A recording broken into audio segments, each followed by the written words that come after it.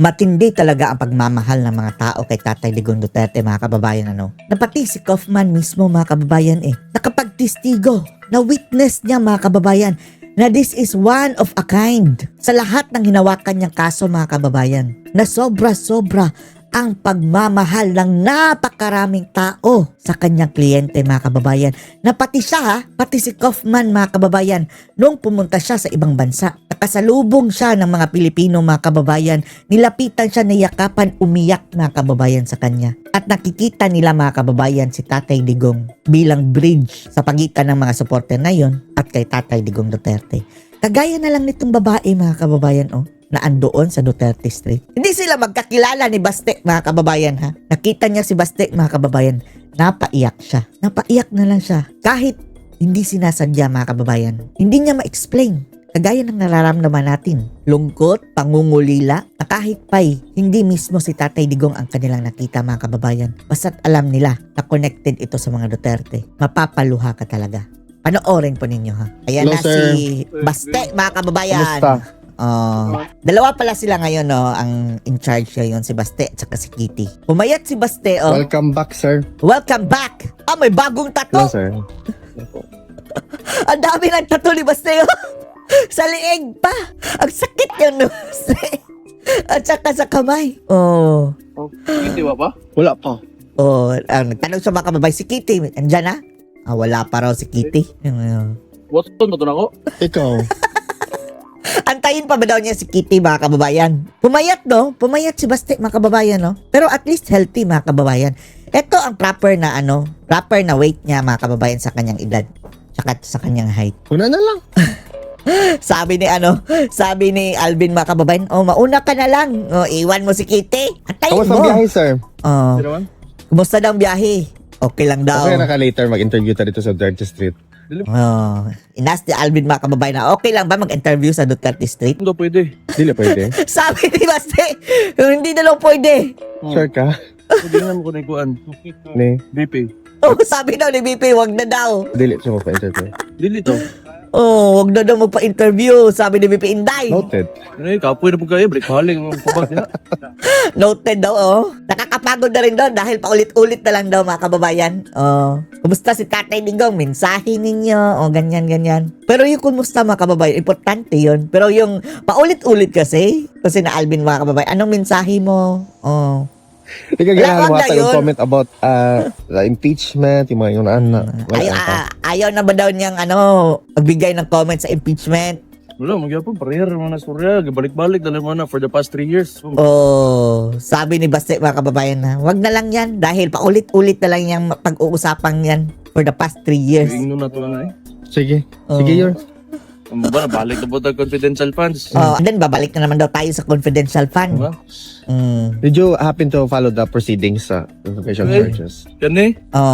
Hindi na daw siya nag-follow, mga kababayan, doon sa proceeding sa yung sa confirmation of charges. Hindi na nila pinanood. Wala, bot-bot mo na tanan dira. Lokohan lang yan. Nandyan. Sige. Political tool man na sa west ng ICC. That is a political tool of the West, ang ICC daw, mga kababayan. Grabe yung tattoo ni Baste. Masakit yan Ito na sa liig, maraming ugat dyan. Anong nakadesign sa kanyang tattoo? Flag sa Pilipinas na parang hinawakan ng kababayan ng mga tao. Nang kalaban sa west ng mga developing countries, diyan nila ipambutang kay para magulit. Yung mga kalaban daw ng Western countries, mga kababayan, galing sa mga developing countries, ilalagay nila dyan para, para mahawakan daw nila. Tinood, sir. Agree si Alvin. Wala man eh. Wala yan, sabi ni Baste. Buot ram na ilang. Parang sila-sila lang daw yan, mga kababayan. Ikaw, gusto mo ka? Okay ra. Okay ra, sir. Tinanong niya si Alvin, ikaw, kumusta man ka? Kumusta ka na? Di, lumalaban gihapon. Lumalaban daw si Alvin. Hello? Mayroong kababayan natin, mga kababayan, na kilala si Mayor Baste. Hello, Mayor, nice to see you daw. Ano ba? Kababayan niya, mga kababayan, sa Agdao, sa Davao daw. Abot pa ka dre. Ano rin ang puyo din? Taga dito daw pala, mga kababayan. Pero hindi sila magkakilala, ha? Kababayan niya sa Davao. 15 years na. Ato, taud na. Egg, 15 years na daw. Ha? Den Haag yun ka? Hindi, sa ano ako, Dordret. Ito na, layo na. Medyo malayo, 1 mga hour. 1 hour or so. Oo. Yung babae mga kababayan na 15 years na dyan, 1 hour, 1 hour away lang sa travel. Pero malayo pa rin niya 1 hour mga kababayan. Hour. Basta lang, double yun. Oo. Kabalik ba? Oh, nagtanong yung babae mga kababayan, kumusta na ang Davao? Matagal na daw siyang hindi nakauwi. Ano siya makalas balik guys? Ano, before nag-pandemic. Oh, last niyang uwi mga kababayan bago mag-pandemic. Okay na. Hilag ka. Tinanong siya ni Baste mga kababayan, bakit umiiyak ka? Yan mga kababayan ang nararamdaman ng marami. Sa sobrang pangungulila nila kay Tatay Digong mga kababayan. Wala na silang pwedeng ma-expressan. At mahirap din to ha sa parte ng mga pamilya ni Tatay Digong Duterte. Kina BP Sara, kina Baste. Lahat ng kapamilya mga kababayan, extended family. Kapag mayroong mga tao, mga supporter ni Tatay Digong, pupunta sa kanila, magsisiiyakan mga kababayan. So, imaginein nyo na lang yung burden mga kababayan, ng lungkot ng mga tao. I-show nila sa kinabaste mga kababayan at sa mga family. Bakit na umiyak? Tapos Emotional. lang kung kita. Na-touch lang daw siya mga kababayan na, yan na, Naiyak na siya mga kababayan, Na-touch lang siya na nakita niya si Mayor Baste. Kasi yung si Tatay Digong Manggod, Oo. first niyang run lang. Dahil si Tatay Digong daw. Pagka-mayor sa Davao, ang ate ko ang senior, nag-campaign sa kanya. Tapos, nung una daw tumakbong mayor si Tatay Digong Duterte, kabilang ang kanyang ate daw mga kababayan sa mga tumulong talaga sa pangangampanya. Antos lang kita Sabi ni Baste, pagtiis lang muna tayo. Hindi nito, magod sila ang drama ng dilema ko. Huwag ka ng mga NPA diha. Sabi ni Baste, naniwala kasi sila, yung ICC mga kababayan sa drama ni Dilima at yung mga NPA. Sanood yun mo. Oo, muna. Yan daw mga kababayan, yung drama ng nila Dilima at mga NPA. Kini magod sila. Kanina pagka... Ba't siguro? Kay kolonista magod na sila. Kanya, Eto kasi daw sila mga ICC mga kababayan, mga kolonista daw ito, colonizer. ilang pamaagi nga, ilang guilt ba ginagawas nila sa musabot o mga ngana. Yes. At ang kanilang guilt, pinapadaan daw nila mga kababayan sa mga gawaing ito. Nga without gani ka ng proper fact-checking. Na without proper fact-checking. Bali, ang involvement pag gina sa mga Amerikano diha sa kuan, sa Pilipinas ba? Sanood. Tanaw mo ron, pagbalik sa mga Amerikano, gubot yung Pilipinas. Gubot. Sinisi ni Baste din mga kababayan yung impluensya ng mga Amerikano. Tingnan nyo daw, nung bumalik ng mga Amerikano sa EDCA mga kababayan, EDCA, pinapasok ni Bangag, muling nagkagulo ang bansa dahil binigyan sila ng US bases dito ni Bangag Good sir. Tinuod.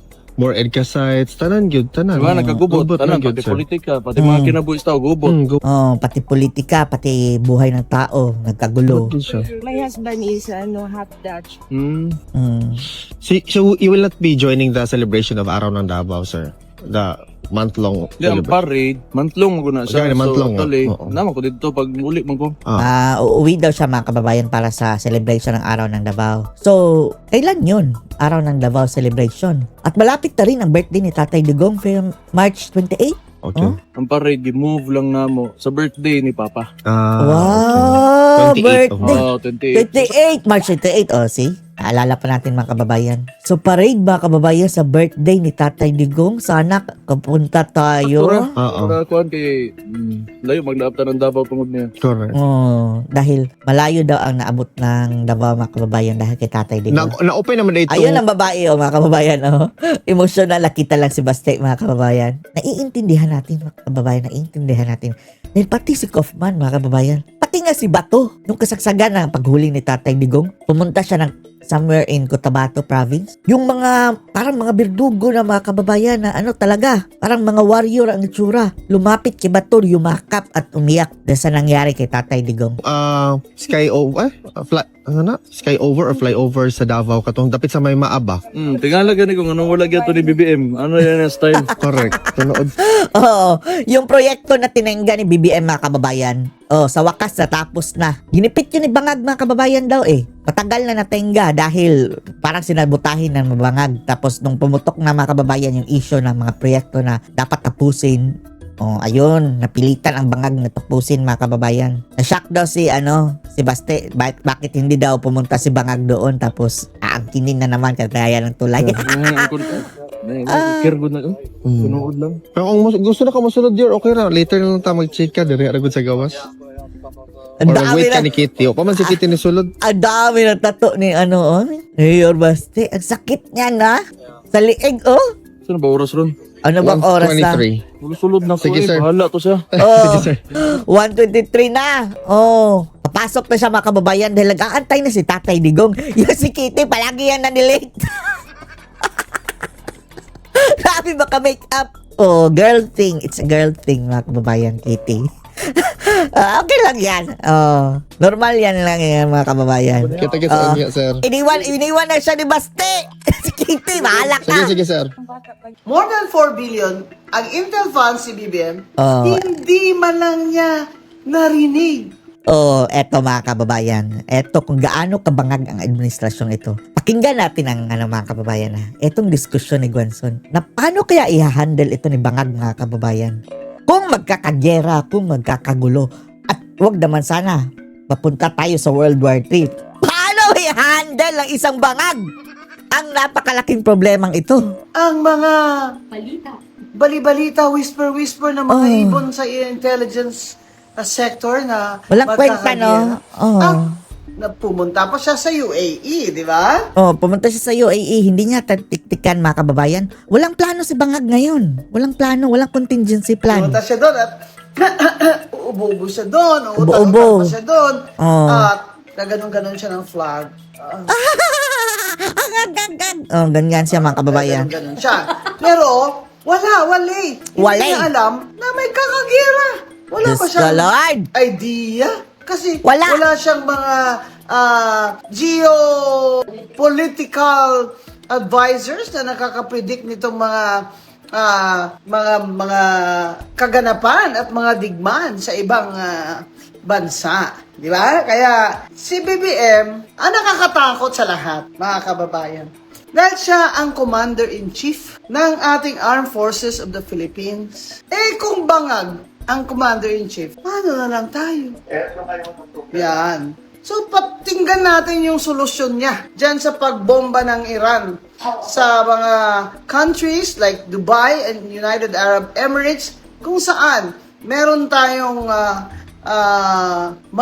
maraming Pilipinong OFWs. Pakinggan natin si BBM, Miss Cathy Binat. Okay. Oh, ladies and gentlemen, si BBM at ang kanyang report. No filter kami. So pakinggan nyo ha, aray ko. Ayan, eto na. Ito ngayon ang problema. Ang problema, walang lumilipad na eroplano. At yung mga airport ay tinatamaan na. We have heard reports of attacks on different airports around the region. Generally this is by Iran. Yung mga tumulong sa Amerika at yung mga bansa na tumulong sa Amerika ay inaatake ngayon ng Iran. Israel! Retaliatory strikes. Kaya very fluid ang situation. Ang assessment namin is delikado siguro magpalipad. Kahit na kaya natin Siguro? magpapalipad ng Delikado? Hindi ka ba pasok, sure? Wala tayong magagawa. Dahil, number one, the airports are closed. There are all no-fly zones. This is a combat area. Oh. And Sa Angola ang kaya? kinakatakutan Pwede, ko sir? Sa lahat ay yung nangyari, I'm sure nabalitaan ninyo lahat, 3 fighter jet ng Amerikano ay pinabagsak ng Kuwait by accident, by mistake. So, kung commercial airline, baka magkamali din. Paano ka mag-commercial airline? Hindi ka nga makalabas sa airport. Bobo by ka. mistake. So, that's what we are worried about. So, siguro yung pagpalipad ay hindi muna natin gagawin. Ngayon, by land, meron mga option na nagsasabi. Baylan? Ano? Babaylan? Yun din ay Marami hong mga delikado bading din. na babaylan sa Dahil, amin.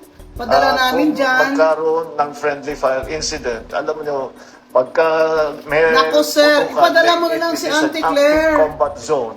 Kayang-kaya niya yung Pag nakakita ka ng combat maraming zone. sasakyan, baka bombahin yun. Oo, Because they kayang-kaya would niya yan. misidentify it as some hostile movement. So that is also dangerous. Although that will be the best option that we will have as Anong best option niya? in the immediate future.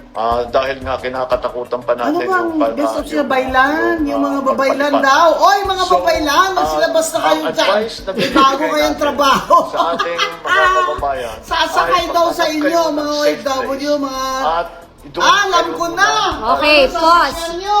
Oo. Okay, game. Ito na! Ito na, BBM! Ang solusyon sa problema mo! Ito! Sasakyan ng mga babaylan! Woo! Sasakyan ng mga babaylan! Ayan na, oh! Oh. Kuha ka ng mga,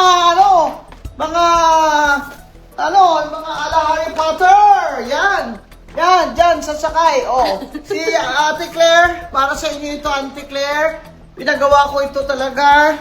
Oh, Ano ano ito yan? eh? Improvise. Walis. Outdoor walis. Ito, walis ito na yung sa map. Ilagay namin dito sa walis ting-ting. At yan po. Kaya po ito. Bibili po ito. Ima-manufacture po ito ni BBM sa halagang 100,000 pesos lang ang isa. Yan. Para yan kay Auntie Claire.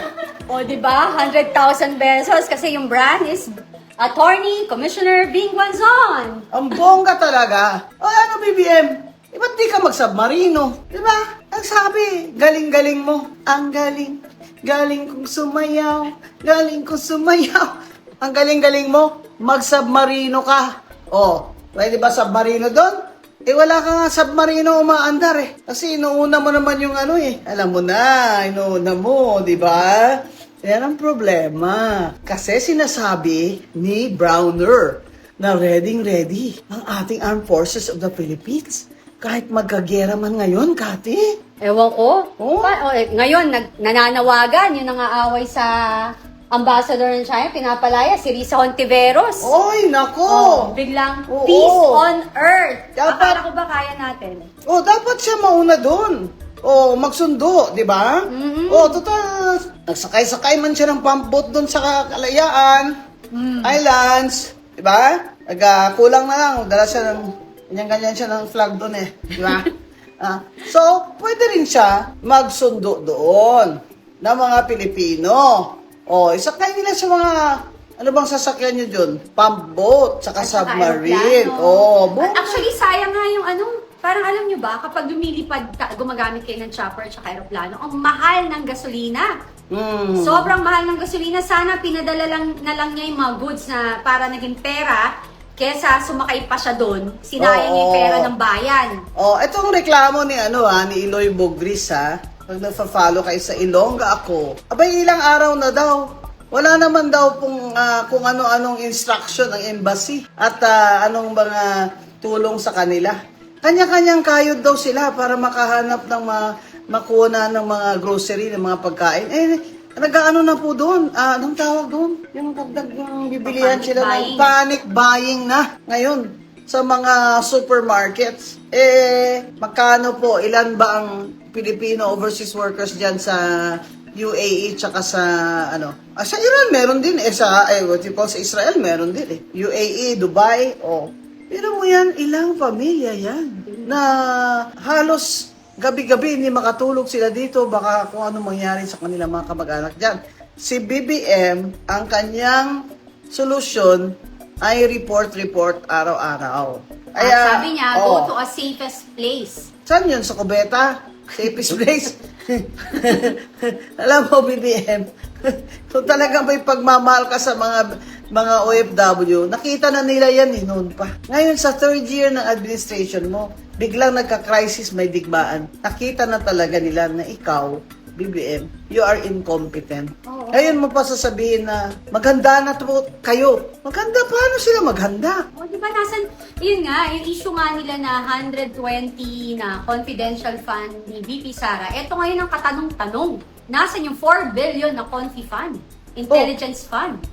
Nasaan na? Bakit hindi mo alam na may mangyayaring mga ganito? Bakit ni isa sa ating OFW o anuman, katulad nga nung sinasabi sa mga embassy ng ating bansa, sinabi na nga ni Com Gonzon, is wala man lang silang mga panuntunin o panawagan kung paano natin poproteksyonan ng ating mga OFW or kapwa Pilipino sa ibang bansa. Ito pa yung nakakatakot. Yung aastang sasali pa sa gera, iba dyan. Manahimik nga kayo. Manahimik nga kayo dyan. At huwag nyo namang isali yung mga Pilipino sa ibang bansa dyan sa kagaguhan nyo. Bay, gusto nyo pang sumali ng digmaan? Eh, yung China, nagpadala ng mga fighter jets sa Iran eh. Correct. Gaano ba kalapit ang China? Eh, tatawid ka lang sa Batanes, fishing boat. Mag-pump boat ka lang sa Batanes, sa China ka na. Yung radyo nga i-tune in mo lang, Chinese na yung, ipupukol mo na lang bato China ka na. Tapos maghanap pa kayo ng digmaan sa China. Oo, Kab- katulad, kayo, Tariela, dapat ang solusyon ni BBM, papuntahin si Tariela. si Jesus Falsis, Yan. si Tariela, Si Darian. si Darian, Yan. si Rizon Tiveros. Yan, lahat Sino sila. pa? Total, matatapang Isakay kayo. sila sa aerocopter at ipaparachute sila, ibagsak sila doon sa Israel. Correct. Pagtanggol nyo yung kaalyado natin. Oo. Dahil sa tingin nyo ba sa sobrang busy ng Amerika, mababakapan tayo? Oo. Ilan ang maglalaban-laban? Kaya ba natin? Di ba sabi yung matapang? O sige, ilabas nyo yung tapang nyo dun. Nandadamay pa kayo. Yan ang hindi nyo nakikita, no? Na ang China, magpapadala ng fighter jet sa Iran. Yan ang hindi nyo nakikita. Kasi puro kayo politika. Puro kayo anti-Sara. Iniisip nyo ni Risa Ontiveros ang 2028 elections. Hindi nyo iniisip ang kapakanan ng ating mga kapwa Pilipino na nasa abroad. Puro optics Kong G. Puro optics. Puro optics. Puro flowery words. Puro Hindi pumunta si Risa Ontiveros doon. Di ba? Kasi munta nga siya sa Kalayaan Islands Oo, kaya niyo yun. Tapos ngayon, issue sila ng statement na dapat daw ito pinag-usapan, peace man. Paano yan? Bangag ang presidente nyo. Kayo, unit team na kayo kay BBM. Hindi kayo oposisyon. Correct. Si United. Sara Duterte ang oposisyon. Oo, wala. Kaming mga ayaw kay BBM gang. Kami ang oposisyon. Kayo. Hindi Kayo. nga masabi, di ba? Hindi na oposisyon. BBM resign, ayaw. At alam mo, nakakagulat yon na dun talaga ako yung na-legitimate yung naging lehitimo yung pagsasabi na talagang pro-BBM na yung ibang dilawan. Lalo na si Kiko D, he doesn't even wanted to say BBM resign. Yan pa, ay Kiko, ilang taon ka ba, Nonoy? 1986 sa EDSA, 40 years ago, nung kami, bago pa yan lumaban na kami dun sa mga warlord para labanan yung Marcos versus kay Lola Cory mo. Nasaan ka ba noon? At ikaw na ngayon ang leader dyan, sinasabi mo hindi kami pwedeng sumigaw ng BBM resign? Kaya hindi na ako pumunta ng EDSA. First time ito, hindi ako pumunta dyan. Kasi kayong mga kaliwa, lalo na yung akbayan, ay sa inyo na si Kiko D. Kaya ngayon Kiko D, wag mo sabihin dilawan ka. Hindi ka dilawan. Kaliwa ka, makaliwa ka. Diyan ka sumama kay Risa Ontiveros. Nakita kita sa Senate nandun Katabi tayo. kita Pagkatapos na may resolution yung na Senate na susundin ng Supreme Court ruling, tumayo ka at ganun ka dun Asal ba yan ng taong ang bloodline ay Aquino? Ganyan ba masal si Bam Aquino? Hindi, di ba?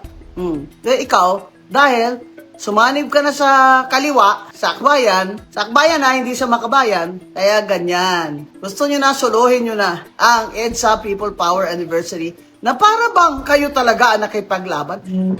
Ang mga sinungaling kayo! Buhay pa kami! Kaya nga, tsaka feeling sila lang yung bida tsaka matalino. Kapag sila naglalabas ng mga testigo nila, dito ka na, Kong G. Pwede ka na umupo. Ikaw Yun. ang tagahatol. Lola! Ayan. Ako ngayon, ang Lola Judge. Oo, Lola Judge. Tapos, di ba, at eto pa, ang mahalata mo, hindi nila tinitigilan si VP Sara sa 120 million na Intel funds, pero yung trilyon. At ilan na ang lumabas para maging witness at mag-testify ng mga korupsyon, male-maleta, Trilyon na Oo. flood control kickback. paper bags. Oh. They are deaf. I'm Unbelief blind. and blind. Pinapapabigid-bigiyan, Diba? bulag-bulagan.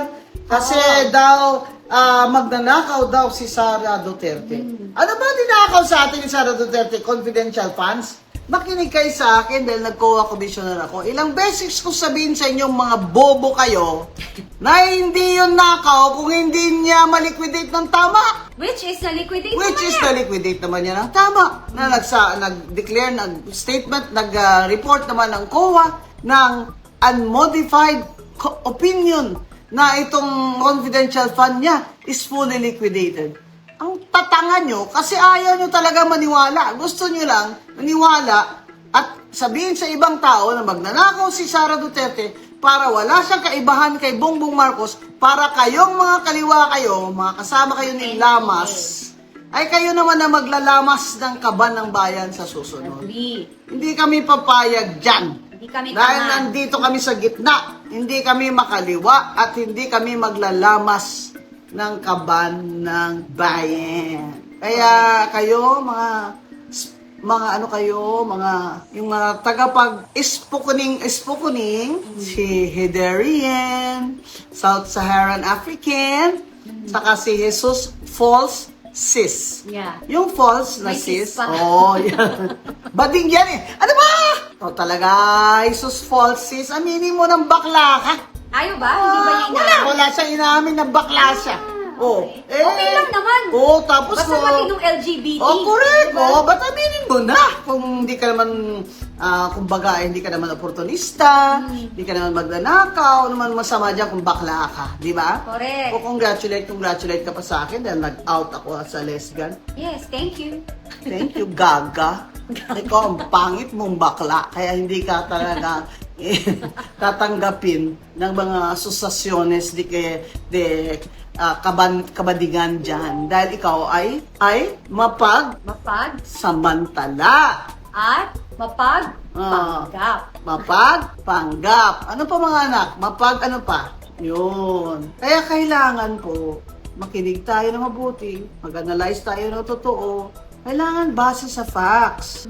Base sa facts. Ang ating mga sinasabi at pinaglalaban. Kung meron tayong konklusyon, base po sa facts. Hindi po ba? Ito pa. Miss Cathy. Paano daw yun si Mary Grace Piatos? Ano daw yun? Di ba daw yun? Ibig sabihin, ninakaw niya kasi sinungaling siya sa mga pangalan. Mga tanga talaga kayo. Tanga talaga. Di ba sinabi ko na sa iyo, confidential fund? Noon po sinabi ko na, bago pa nga nag-COA unmodified opinion na, sa confidential fund, dahil sa intel at security ang pinangalagaan dyan, pwedeng maglagay ng mga pseudonym. Exactly. Kumbaga, si BBM meron din yan. Ang oo. EFP meron din yan. Oo. Alam mo, ang gumagawa ng gulo na to, hindi nyo ba napapansin? Ang nagpapaingay nito is align sa makakaliwa talaga. Mga- Naakbayan Diba? ha. Lahat yan. Sila yun. Wala Ito, masyadong kasi- makabayan dyan eh. Akbayan. Naku, nagtapon ako ng medyas. Yung peak na medyo. Hindi. Neutral. Puti ang medyas. Ito ang medyas ko ha. So, mga kapatid, mga kabadigan, mga kapatiran, yan po ang ating dapat laging alalahanin na itong kanilang storytelling ally na nagnakaw si Sara Duterte ay isang malaking kasinungalingan. Thinkers are doers. Kasi Yun. they think that way because they do it. No, because takot sila na magpresidente ito. Ba't kayo natatakot kung hindi naman kayo nagnakaw, di ba? Kasi kung si Sara Duterte ang maging presidente, may mananagot. Exactly. May mananagot. Diba kasi magka-PUBG, lumabas, una, si Master Sergeant Gutesa, isa lang siya. Tama. Kinwestiyon, ultimo, minaliit, pati ba naman yung kanyang, ang tawag ito? Yung pinanotaryo niya, ginawang issue. Oo. Ngayon, 18 to na witnesses. Oo. Ang galing na natin na kung retired marine sila or retired men in uniform. The fact na lumabas sila, Na dati silang security, at group sila ang witness ni ng Saldico. believer ni Saldico, ano pa bang gusto nyo? at nagko-corroborate sila sa sinasabi ni Saldico na At ni nagpadala Gutesa. siya at ni Gutesa na nagpadala siya ng mali-maletang mga pera sa bahay ni Martin Romualdez, sa bahay ni BBM, at sa bahay ng iba-iba pa. Ano itong Cathy? Ano itong narinig ko na meron daw $2 million na hinatid sila doon sa ICC. Hindi, ICC, hindi ba ICC personal ba yun? O kay Trillanes nila binigay? Nagpalit daw ng, ang nangyari daw doon, napanood ko rin yan eh. Basta, panoorin niyo yung interview nila kay Jessica Soho, no? Teka, andun ka ba, di ba? Andun ka ba? After, pumunta ako. Oo, sige. Ano daw sabi nila? Kasi may nag-announce na, what do you call this, na, yun nga, nandun sila. Tapos, etong mga to, kusang loob. Alam mo, pag napanood mo, Attorney Gonzon, yung, yung interview niya kay Jessica Soho, sabi niya, paano yun? Yung napag-usapan na baka mangyari sa kanila yung nangyari kay Gudeza. Ang sagot nila, sabi nga nung lawyer nila, na etong mga to, ang sinabi nila is mukhang ito na yung huli nilang laban para sa bayan. Handa silang mamatay. Andito na to, maninindigan sila kung ano para sa tama. Ang nakakahiya, supposedly, dapat pag may mga gintong revelasyon, ipatawag niyan dapat sa Blue Ribbon Committee, Komji. Oo, bakit Pero ang ayaw? statement na ginawa ni Pinky Lawson, Ano is, daw? Hindi ano papatawag? daw, kailangan daw, imbestigahan muna. Ayaw niyang patawag. Mistagaan mo na kung totoong tao yung mga yan o totoong ano? Di ba? Totoong eto pagong. pa. Sinasabi nila AI daw yung mga photos. Nagkamali kayo dun. Kasi, yung mga photos na nakikita yung nagsisirculate, screen grab yun sa video. Video po yun. Video na mga nangyayari sa kanila. At alam nyo ba, Komji, yung iba dun, kaya sila nakakuha ng video, kasi, alam mo yung minsan, alam mo yung mga misis Oo. na nag-check sa asawa na, Ay, "Ano, nasaan ka oo, ba?" nasaan ka? Oo, Oo. parang, totoo bang nandiyan ka sa trabaho mo? Check out of- attendance. Oo. So out of, walang mali siya, nag-take sila ng mga video daw, tapos, pinapadala nila sa misis nila. Yun, kaya Para na-save. evidence, resibo na nandito kami, nagtatrabaho talaga kami. So, kaya nila na-save. Yes. So, Oo. hindi nila sinasadya. Nagkataon, nagamit nila ngayon. And guess what? Di ba, meron din nagsasabi na dapat dinidebunk yung kanilang sila raw ay may mga history na maling, pangit na history sa pagiging men in uniform, no? Ang sabi ko, okay, kung ilan man sa kanila, hindi ko alam hindi ko talaga alam kung totoo yung sinasabi ng iba. Kasi, ang alam ko, ipapakilala sila isa't isa at kung ano yung nagawa nila sa bayan, no? Alam nyo, hindi rin mo ba kayo nagtaka kung ba't sila rin ang kinuha? Pwede rin kasi na kaya sila ang kinuha pag dumating yung panahon na to at nag-decide silang maging testigo or maging witness, yan ang gagamitin against sa kanila. Ay, wag niyong paniwalaan yan, di ang credible.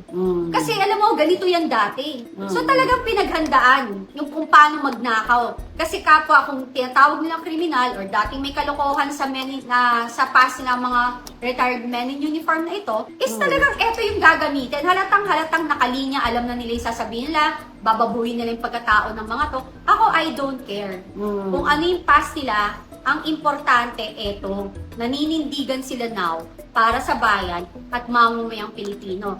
At saka kayo, sa mga retired men in uniform, tulungan nyo itong mga kasama nyo. Okay? Kasi bawiin natin yung mga perang ninakaw para sa inyo lahat mapunta at saka sa pamilya nyo. Kasi kayo ang tunay na nagsasakripisyo para sa bayan, binubuwis nyo ang buhay nyo.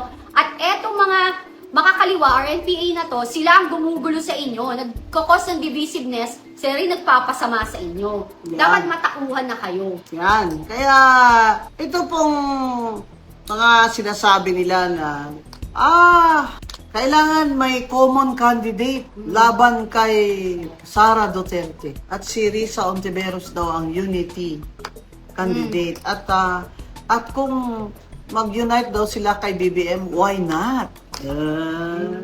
Why not? Kain suka kayo, coconut.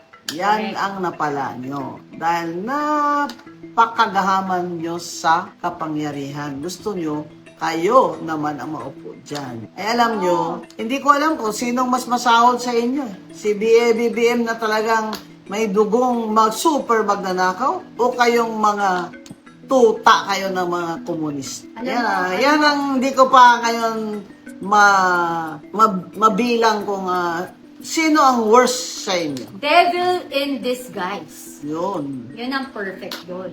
Amo. Tagaan yung tupa, pero demonyo. Saka yung pasosyal-sosyal. Oh, Tapos, kunwari sila lang yung matalino. Tapos yung kunwari, mga, ang tawag ito, grammar Nazi. Wala akong Oh. pakialam sa inyo kahit grammar Nazi kayo, mga bobo pa rin kayo sa akin. Kasi ang ano tataka ngayon? nyo. Ano ngayon kung ang galing-galing yung mag-grammar dyan, pero BBM Marcos naman kayo. Oh. Correct. Kain suka naman kayo. Naku. Supporter ng Kami mga dilawan na urig ha. Kami itong mga baby boomers. Nako. Yes. Alapit na po ako magsitenta. Oh. Kami buhay pa kami. Buhay pa kami. Yung iba nga, mga 90 na. Oh. Yung mga original, hindi Mga ganyan. dilawan, hindi kami magmamarcos. Oy, huwag nyo kami isama dyan, ha? Kiko, dahil lang Aquino ka, akala mo, ikaw ang may birthright dyan sa EDSA? Hindi ka pa nga! Tuli.